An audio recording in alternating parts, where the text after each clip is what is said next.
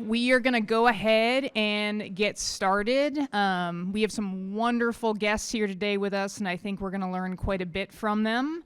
They're going to talk to you all about what they do, what they've learned in the field, and maybe some tips on how you can make a difference and get into the field and get started as well.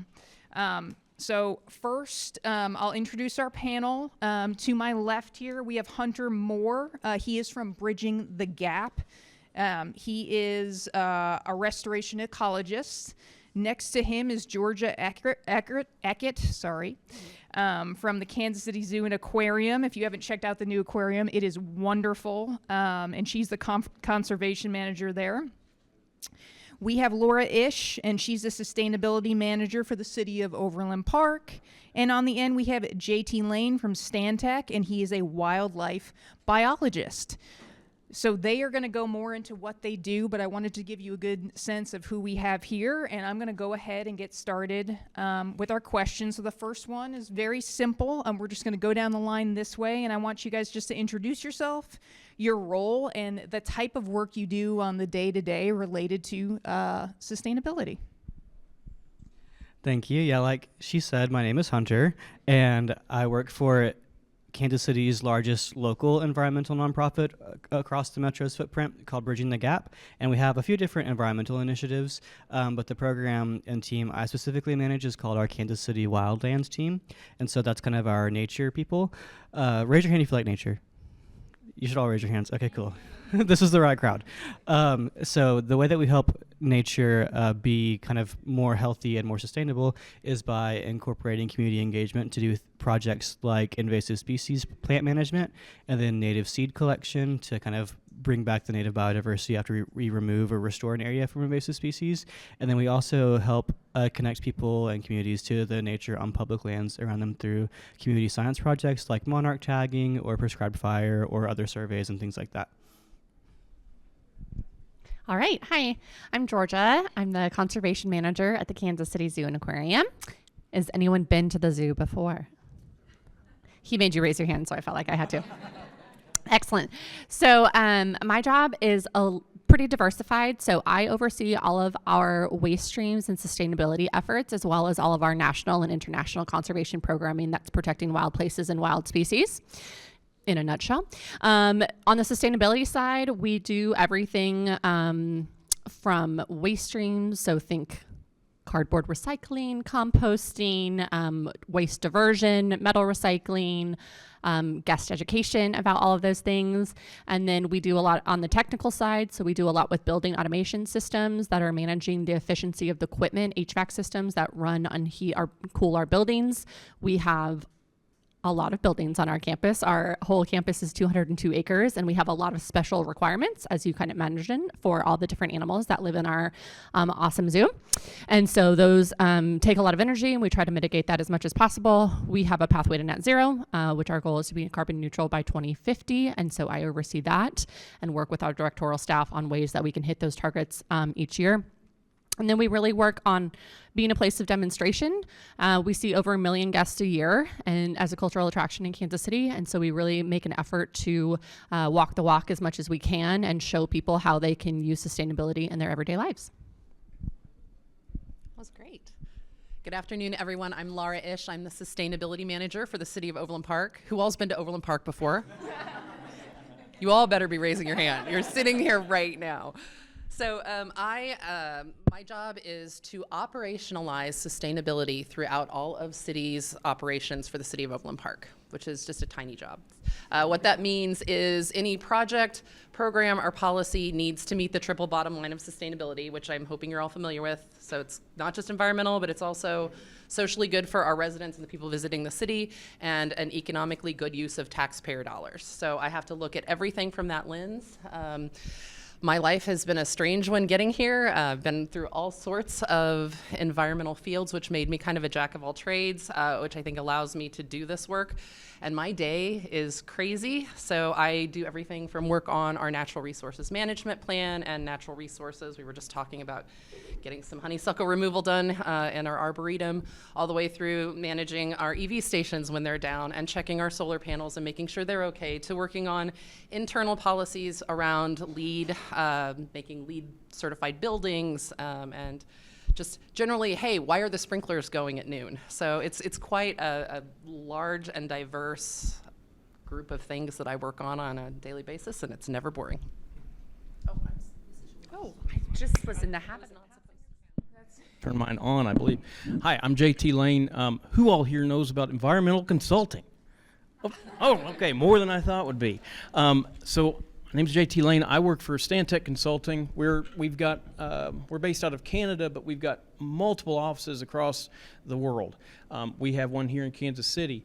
Our office here in Kansas City is mostly responsible with wind and solar development. And so whenever a company is coming in to develop anything, they might be taking up, they might have to go and impact a piece of property that's got trees on it and other kinds of habitats for animals that are sensitive.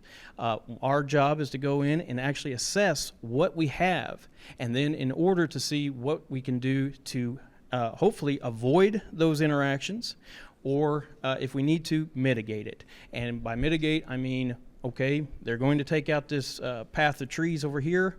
Where can we go and buy or get in perpetuity protected a piece of property? And so what we're doing is basically going in and making sure that these companies are held responsible for what they're impacting, but that they're putting it back. And that all kind of relates to kind of state agencies, municipalities, the kinds of laws and regulations they've got set up, and that's the field that I work in.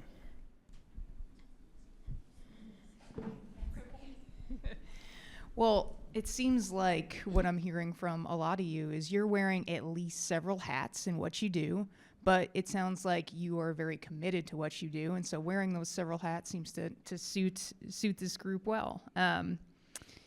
Speaking of wearing those many hats, we want to talk a little bit about what that first early career experience was like for you. And so I'd love for you to tell us a little bit about how you entered the field and what early experiences helped you enter that field. Yeah, I love that question because that's what everyone wants to know starting out.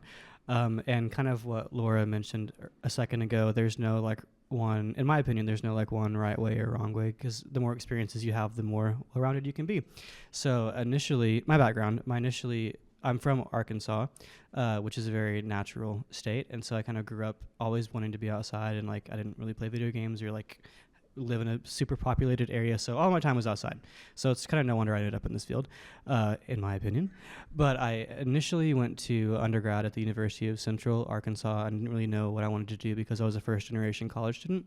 And so I started out, my first 2 years were under a journalism program because I was in yearbook in high school and kind of enjoyed it. So that was the only North Star I had. And then it wasn't really challenging me in the ways that I felt like I wanted to be challenged. And I ended up helping some of my other colleagues and peers in the dorm studying for all their biology and anatomy tests. And I was like, wow, I kind of like this a little bit more. And I kind of was better at it than they were sometimes. So I was like, maybe I should think about pursuing this. And so I ended up spending an extra year in undergrad and got a BS in environmental biology. And then I went back to grad school at the University of Florida and got a master's in ecological restoration and forest resources. And degrees are one thing, but it's also important, in my opinion, to understand what that looks like when it is playing out in real life versus the classroom. And so I think it's also really important to understand kind of what local communities you're working in or want to work in, and kind of getting involved or making those connections throughout there, whether it be having someone mentor you or volunteerism or just learning about it from who your professors or peers in the field are connected to. And so I think those connections are really important in helping understand what it is you actually want to do, or kind of help solidify the idea about what you're passionate about and how that looks like in your life.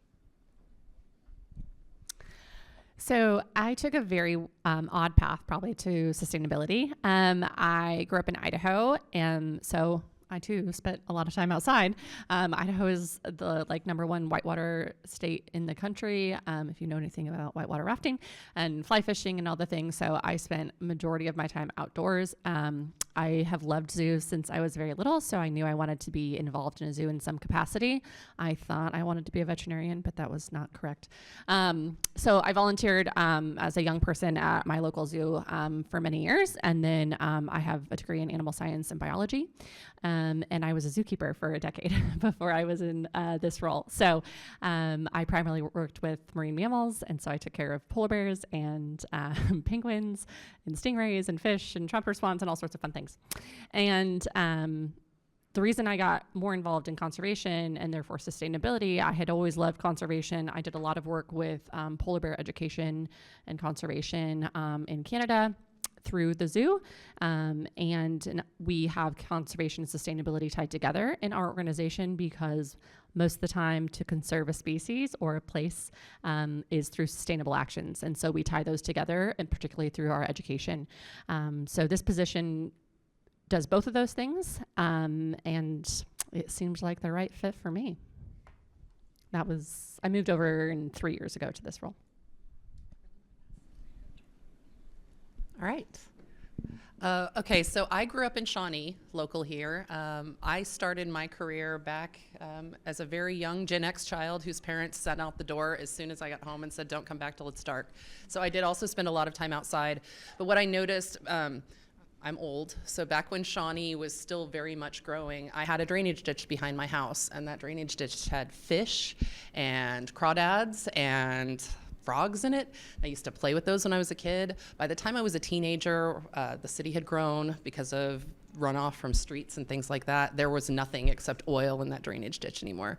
There used to be a little area of woods behind my house where we'd catch snakes and things like that. And the city tore that down because there were vermin in that area and residents didn't like that. And I was like, oh my gosh, you know what I'm gonna do? I'm gonna get a job in the environmental field and I'm gonna stop this from happening. That's what I'm gonna do. And so I went to school. I have a BA in environmental science from KU. It's a concentration. They didn't have sustainability back then. It was an environmental studies degree with concentrations in environmental science, and then I took a concentration in environmental policy. And then I was like, I'm gonna go work for Burns McDonnell or Black and Veatch, and I'm gonna do great things. And guess what? I did go work for Burns McDonnell, and I did some really cool things. I got to work on the environmental impact statement for the South Lawrence Trafficway. I got to work on a lot of coal-fired power plants that were going in very rural areas in the Southwest. And then I was like, what am I doing? This is exactly the opposite of what I wanted to do. And one day I was sitting there feeling really sad about my environmental self doing these things. And there was an ad in the paper for somebody to go work at the Household Hazardous Waste Facility in Kansas City, Missouri. And I was like, this pays more than my environmental science job at a fancy engineering firm, and I get to sling paint around and make bad chemicals go away every day. And that's exactly what I did. And it was fabulous. I felt good every day. I wasn't working in nature like I loved, but I felt good about what I was doing every day. And I started a residential education campaign. And that led to moving up to running that facility. And then once I was done with that, I moved on to Kansas City Water. At that time, I'd kind of done a really big educational campaign through the city. I was running a show, like a cable access show on environmental stuff for the city. So they were like, we want you to be our education and outreach person for our new combined sewer, our smart sewer program, where they were dealing with getting rid of combined sewers in Kansas City, which is a whole other story. It'd take forever to talk about. From that led to running the green teams in Kansas City, getting to know a lot of the nonprofits, working to make sure that they were getting funded. And that eventually just led me to leaving that position, and they asked me to be the sustainability manager for Kansas City. And I did that during COVID. We made our first, well, not our first climate plan, but our equity-based climate action plan happen. It was super exciting. It was a great time. And then after it was over, Overland Park posted a position for their first sustainability manager, and I was like, ooh, start something new in a new place that's back on the Johnson County side of things. I'm gonna try that. So that's kind of how I got where I am. I never did get an advanced degree because I've switched careers so many times. So I would agree that it is part of the degree, but it's also part of what you learn when you're out there doing the work. A lot of similarities there. If anything, you should know, if you know of a little kid, get them out into nature, because all of us did that. I did the same thing, walking around in that little stream that was only happened when wet weather happened. So that's my advocation for that. But I went in nature was always a big component of my family. Whenever we had any kind of a gathering or anything, we talk about the deer and turkey that we saw. Well, I'm going to go and learn more about deer and turkey. I got into college at Central Missouri State University in Warrensburg, and I found out those are the least interesting animals in the world. When I first saw a weevil underneath a microscope, I was like, holy cow, look at everything in here.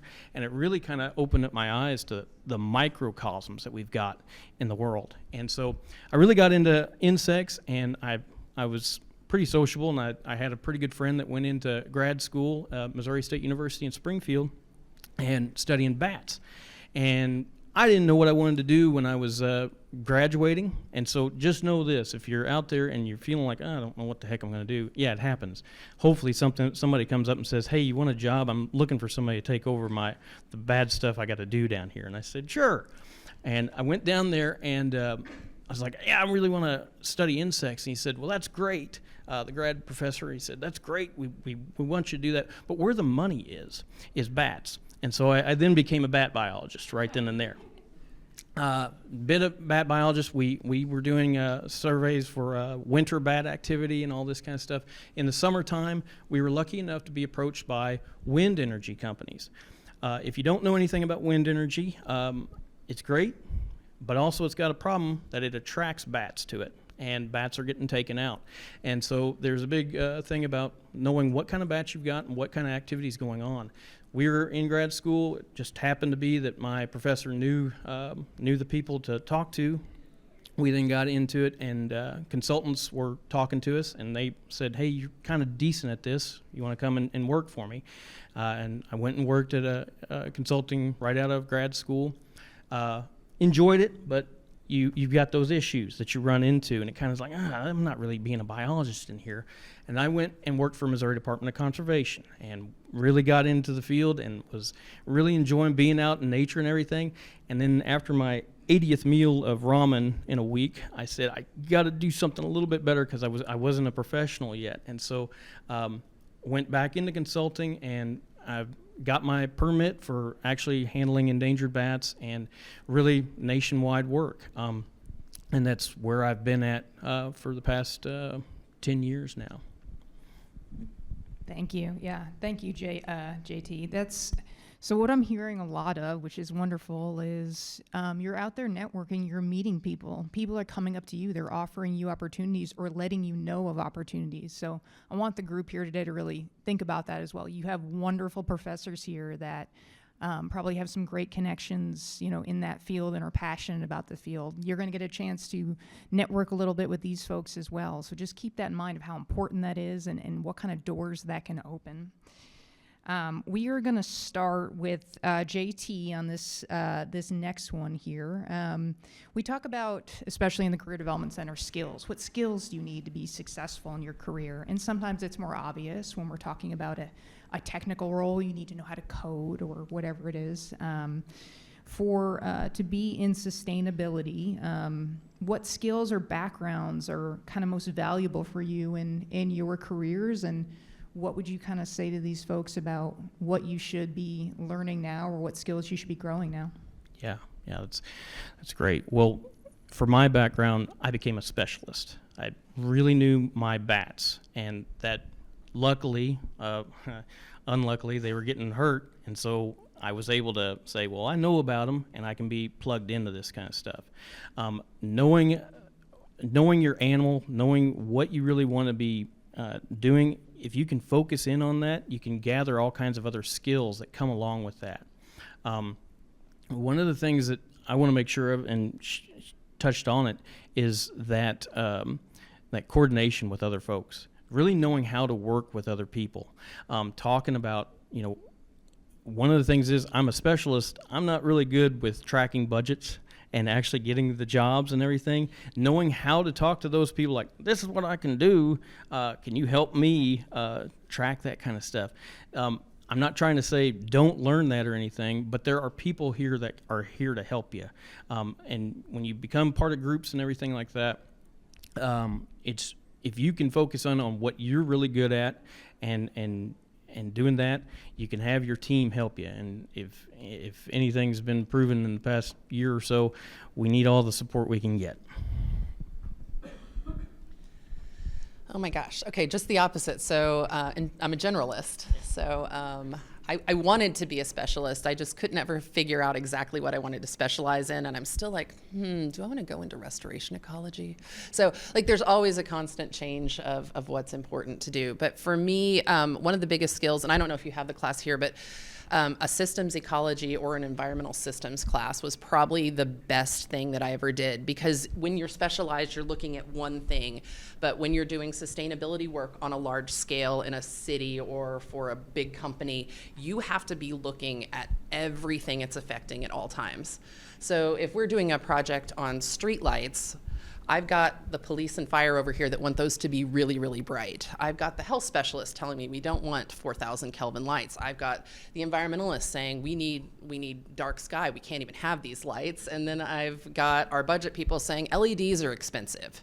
And so I have to be looking at all of those things and all of those competing needs at all times. And I am never the expert in the room unless I'm talking to students or neighborhood people, things like that, a plural authority with the city. I am the person that is bringing together the experts in the room who normally fight and don't talk to each other, and making sure that they talk to each other and acting as a mediator. So I never took a debate class. Gosh, I wish I would have, but communication skills, just a curiosity. You can't approach things like, I know this, if you're gonna be doing this. You have to approach it with curiosity. Why do you think that? Okay, that's very different than what I heard you say. Why do you think that? And just kind of those networking and mediation skills to kind of bring people together. And also just networking, so much networking. I can sit down and talk to a very angry conservative farmer about wind farms, and I can sit down and have a similar conversation with somebody that's super environmentally, everything should be a wind farm. And we can have the same conversation, and I can take very important pieces of the reality of where we live from both of those conversations and try to blaze a path forward. We say in government that if anybody in the room is happy, we've done our job wrong, because everybody should be like, I can live with that. To expand on what Laura was saying, I really encourage anyone who wants to advocate for the environment in any capacity to take a public speaking course, because if you want people to join you in your efforts, you have to be able to talk about it. And we run into that a lot in our education. That's what we're, shouting from the mountaintops is, how do we educate our visitors and children that are coming through our programs at the zoo publicly. I do a lot of presentations to high school students and younger than that. We have lots of camps that come through the zoo. So really thinking about your comfortability talking about a subject and talking to people that you don't have a lot of common ground with, and being able to find that maybe sliver of common ground. Some real practical technical things.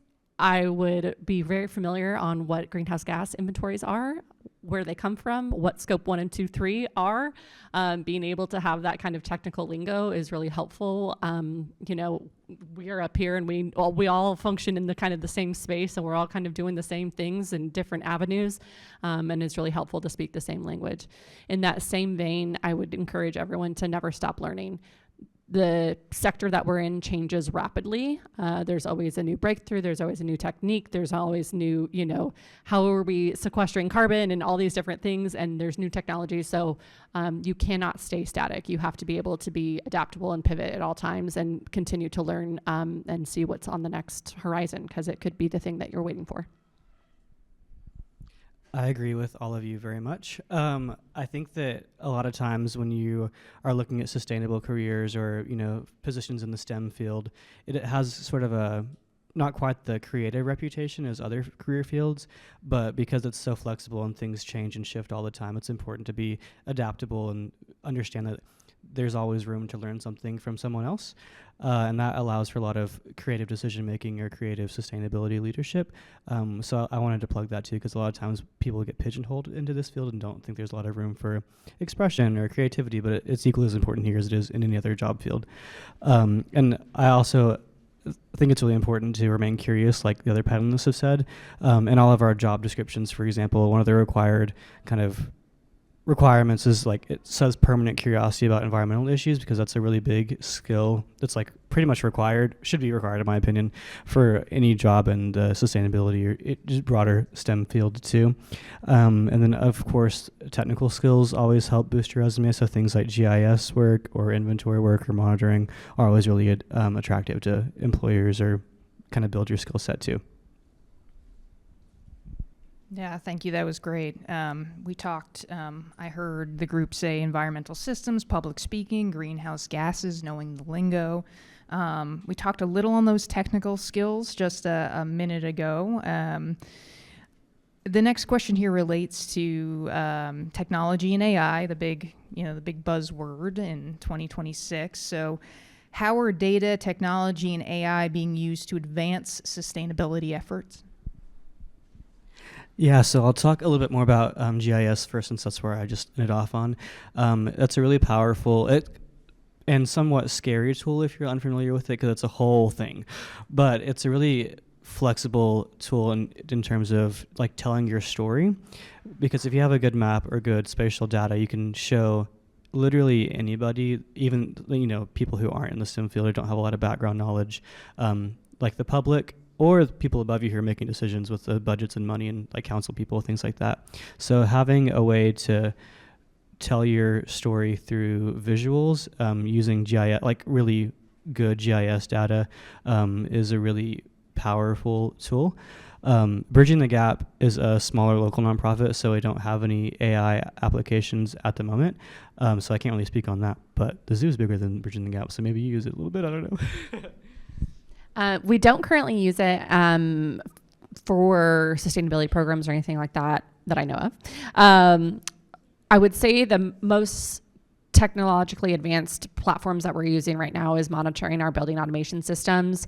And that's, again, having monitors in real time and sensors on machinery that's monitoring temperature. We can set for ideal set points. We can know if water's not flowing in the right place. We can know if it's too hot, too cold.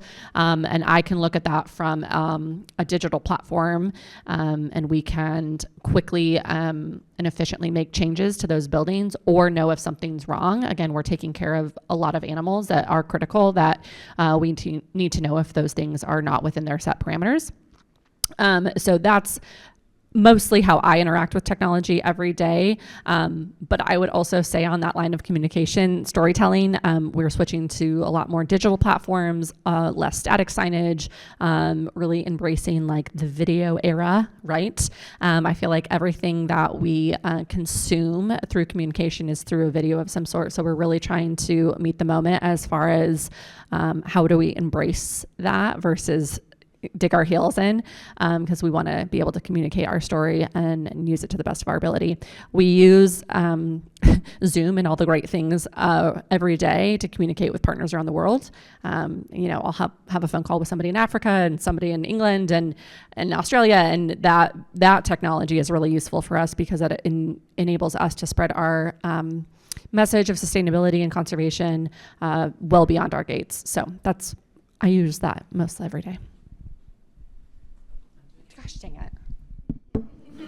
We have worked together a long time, and we're very used to passing a microphone back and forth. So, okay, as a city, I have a love-hate relationship with all things AI. Of course, from an environmental perspective, it's just terrible for the environment. It's also socially terrible because right now, and I got to get on this soapbox.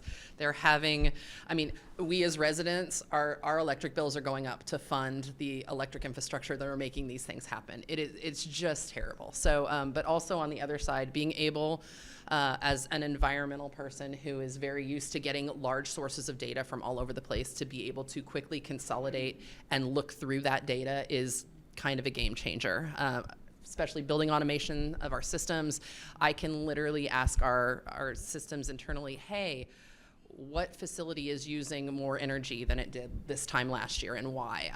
Weather normalize all this data. I can ask it those things because when you're looking at how your solar panels are performing and they're like, oh, they're performing really bad this year. It's been cloudy 40 more days this year than it was last year. So having that at my fingertips is really helpful for telling a full story and not just living into the hype narrative. It's also very helpful for showing how things can be. Like we're looking at this particular spot of land. This is what it would look like with native plants. This is what it would look like with native plants in the winter, because it's not always going to be pretty. You're not always going to see the flowers. So it helps with that. From a social sustainability piece, it's really nice that our police force now has the ability to translate who they're talking to in real time right on their uniforms, so we can talk to people and there's not that language barrier. So there's great things with it, but I also had a consultant recently who will remain unnamed, but gave us a draft of a report back where there was an entire section that happened to be on soils written completely with AI, and I could tell, and it wasn't even our soils. It wasn't like, it was so wrong because nobody had fact checked it. So it's such a love-hate relationship, but my thing is I'm happy to use it to do things that computers are very good at doing: calculating data, summarizing data. If we're translating human experiences or we're putting things together from a reporting standpoint, you have got to have human experts in the room in order to make that work, or it's just gonna be a bad thing. To build off of that, talking about large data sets. So as a wildlife biologist, we put out a lot of things to monitor things. We work with acoustic detectors, and these are monitors that can actually be set out and monitor all night long, and you can get bat passes. Bats, when they echolocate, they will make a call. We've got about 14 species in our area, and each one of them has just a different little vocalization. AI can go in, we've got automated classifiers that can tell you what species it was and when it was there, and you can really kind of differentiate what's going on with that. AI, that works just as well as you think it would. It'll say, this is a big brown bat. When you look at it human, and you can say, well, this one pulse of it's actually an eastern red bat. And you can use those kinds of automated processes sparingly like that and really kind of get through a large data set. Another thing that we're doing with is trap cameras, so motion detector cameras. I know Deb has worked a lot with that here with her students, but one of the things is you get a large data set, and nobody wants to click around and look at that stuff too much. It's really interesting, though, if you can take AI to say, all right, here's all your pictures, here's the 15 that I saw that were a little bit of change, and you can go through that. And it can really save a lot of time, and you can really kind of get your data really set up with that. Another, I always kind of concentrate micro scale, because one of the things that we've also been using is for bat emergence counts. When we've got bats coming out of a cave, and you've got 70,000 bats coming out, or God knows how many, you don't want to sit there and with a clicker in one hand and going 1, 2, 3, 4. Oh, I think I missed that one. AI, we've got new camera services that can actually, once a pixel changes from one line to the next, boom, it counts what it is. And we are able to get very accurate counts of these species, and it really tells us what the population is. And so we're able to kind of fine tune in that and really kind of see some really micro scale differences based off of temperature or any kind of cave thing, which we wouldn't have seen if you had me out in a boat sitting there going, I think there's about 50,000 up there. And so that's where we're kind of seeing AI. I will build on this. Yeah, we are working a lot with data centers right now. And it's almost like they are trying to pick the areas with the most trees in them. And it's one of those things where, look, it's going to cost you this much to mitigate. Can't you go across the road? And there's an open field there that will have less environmental wildlife impacts. And really, that's kind of the job that we do with that. Granted, when you're taking away farmland, that's also a thing there. But yeah, AI, use it sparingly. Thank you, JT. Appreciate that. I was using AI this morning to calculate some data, and I was like, this is amazing. I'm flying through this. And then I looked again and realized that's not right. So I echo that for sure. I think it's an amazing tool, but always used in the right ways. Okay, we've come to our last question here. We're going to start on the end there with JT, and we're going to talk about a little advice you have for students as they move forward. After this question, we will have more time to network with the professionals, and I'll talk to you a little bit about that in a minute, but here's our last question. So what's one actionable step students can take now to explore or prepare for sustainability careers? One of the things that I always like to suggest to anybody that's still doesn't know what they're wanting to do is to look on, if you're interested in something, somebody's doing some research on it or doing something with it. And if you really want to dig deeper into it, you can look on the internet and or anywhere else that they're publishing their papers. In my field, wildlife biology, you have to publish or perish, and you make papers on your stuff. When a grad program or somebody is really concentrated on that area, they have their name on that paper, and then they've got an email underneath that. And I'm going to tell you what, you email that person and say, I'm really interested in this. This is kind of cool. You're going to find one of the biggest nerds ready to talk to you. Do not ever feel intimidated to talk to anybody that's done any of those papers. That's one of those things. If you can start working on, hey, getting rid of any kind of imposter syndrome or you just have your curiosity ready to go. And with sustainability, if you've got something that you're really kind of interested in with that, somebody's probably looking at it. And if they're not, well, then start telling everybody that you know about it or your professors and that kind of stuff. Just be your own advocate. That's a big thing. I don't want to say you've got to be, in everybody's face and just saying, I'm great with this stuff, the Instagram generation with it, but you just got to be passionate about something.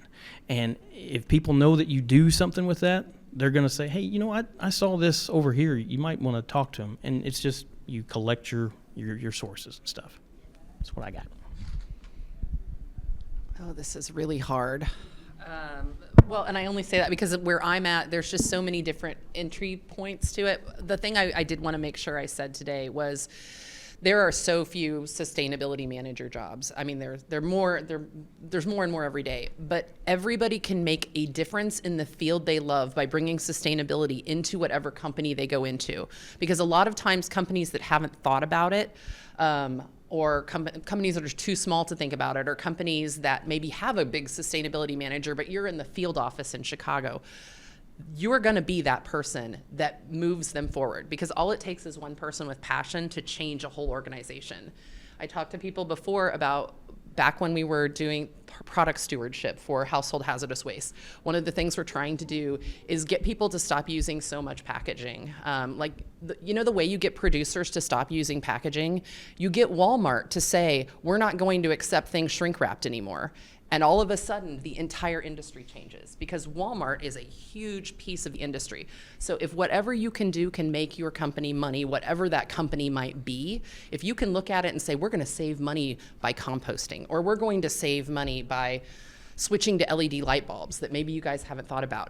If you can do that for a company, you're in, and you may be their next sustainability manager. So it's just very important to take your passion, find your passion, whatever that passion may be, and then bring a sustainability lens to it. How do I make my job as a lawyer more sustainable? You can do that. Anybody can do it, and it happens. And that's why we have law firms that have sustainability managers now, is because somebody thought to do that. So that is really, really important. I would also say, I'm sorry, I know it's one, but I've got so many. For me, if you love something, find a nonprofit and volunteer with that nonprofit to do work for that thing. Speaking of, Project Blue River Rescue is this Saturday. I'm just putting that in everybody's head. It's the largest river cleanup along the Blue River from Overland Park all the way down to the mouth of the Missouri River in Kansas City. It is the coolest thing you'll ever volunteer to do, and you might meet your next mentor, and you might meet people that will have an internship for you. I mean, it's crazy. Just volunteering in the environmental field and showing you're willing to get out there on a Saturday and live your passion is so good for your career. And for your soul. Just might add. It's just good for your soul. And that's what I was going to say with Laura too, is zoom out. It doesn't have to be in your title for you to make a difference. If you're passionate about recycling cell phones, get all your friends to collect all their old cell phones and send them to EcoCell. We'll bring them to the zoo. Overland Park, yes. Or if you're really adamant that your company has a carpooling policy, that there's rewards for carpooling. There's ways to instill sustainability in any endeavor, office space, career that does or does not have sustainability in the title. I didn't say this earlier, and this is going to sound really weird as a skill to have. I encourage anyone and everyone to get their scuba diving license, because you never know. And the ocean has a lot of cool stuff. And it's good for life. And the ocean is the source of a lot of environmental stories, and it connects with a lot of people. So I just encourage everyone to get the scuba diving license. Scuba, write it down. Oh, no, I forgot what the last thing I was going to say. Is it volunteering again? No. Oh, I lost it. If you remember it, let me know. Yeah, definitely to echo what the other three have said. I think that it's really important to find ways to use your passion, even if it's not like your first job after you graduate, because it most likely won't be. It's all about building those experiences and meeting new people and finding ways that jive with you to fit your passion to what you want to do long term. So very good advice. I agree. And also, like they said, it's really important to not be scared to build rapport, network, and advocate for yourself, and also advocate for others too. It goes a long way as far as like kind of being a leader in your field. And also, I know that a lot of times when you're looking at jobs, it can be very overwhelming because they have all these, nitpicky seeming requirements or like very specific things they want. But even if you meet like half of those, just apply anyway, because the worst they can say is no. And if you don't apply, you'll definitely say no. But I've applied to jobs before that I didn't meet all 100% of the qualifications and I still got hired. So it's all about just, shooting your shot and trying. Yeah, I loved all the advice, but that last piece is something we talk about in career development all the time. A lot of job postings are unicorns, right? You're never going to check every box.